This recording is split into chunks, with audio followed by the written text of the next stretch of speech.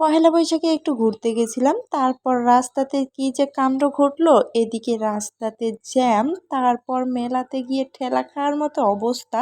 তারপর তো অবশেষে চলে গেলাম মেডিকেলে। তো চলো ভিডিওটা প্রথম থেকে শুরু করা যাক। হ্যালো এভরিওয়ান, আসসালামু আলাইকুম, welcome to my new blog. আজকে তো পহেলা বৈশাখ, আজকে দিনে একটু ঘোরাঘুরি করার জন্য সুন্দরভাবে রেডি হয়ে নিলাম। গ্রামের বাড়িতে থাকলে এই দিনটা আমরা উদযাপন করতাম একটু আলাদাভাবে। এই দিনে আমরা সবাই মিলে পিকনিক করতাম, সেই মুহূর্তটাই ছিল একটু আলাদা রকমের মজার। তো রেডি টেডি হয়ে তো বাইরে বেরিয়ে পড়লাম। তারপর রাস্তাতে এসে দেখি অনেক জ্যাম, সবাই সাদা লাল শাড়ি পরে ঘুরে বেড়াচ্ছে, আর ছেলে মেয়ের তো অভাব নেই ভাই। একটা তো গাড়ি পেলাম, তারপর গাড়িতে উঠে গেলাম। তো এখানে আমরা 5 জন ঘুরতে যাচ্ছিলাম, যেমন আমার বোন, বোনের ছেলে, বোনের বর, আমার বর, আমি সবাই মিলে ঘুরতে যাচ্ছিলাম। আচ্ছা এবার বলি আমাদের গন্তব্যটা কোথায়। আমাদের যাওয়ার উদ্দেশ্য ছিল গাজীপুরের আনসার একাডেমিতে। এই দিনে নাকি সব গেটই উন্মুক্ত করে দেয়, একাডেমির ভেতরে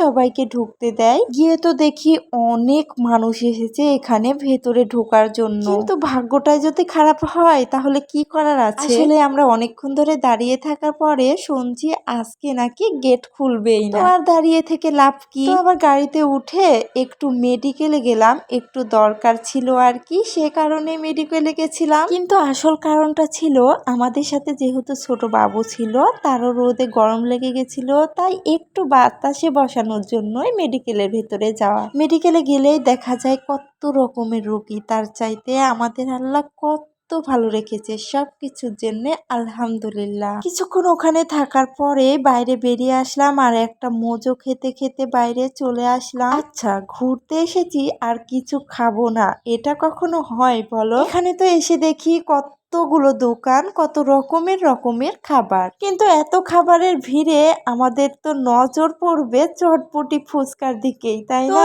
এখানে আমাদের 2 বোনের জন্য চটপটি অর্ডার দেওয়া হয়েছিল, তারপর তো চটপটি 2 প্লেট চলে আসছে, আর ওদের জন্য অর্ডার দিয়েছিল পাস্তা।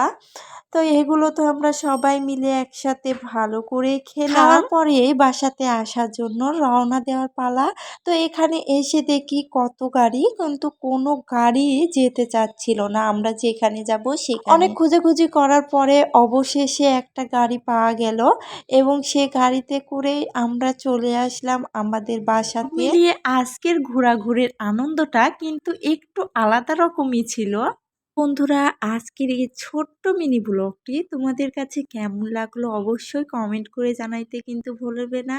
সবাই ভালো থেকো, সুস্থ থেকো, আল্লাহ হাফিজ।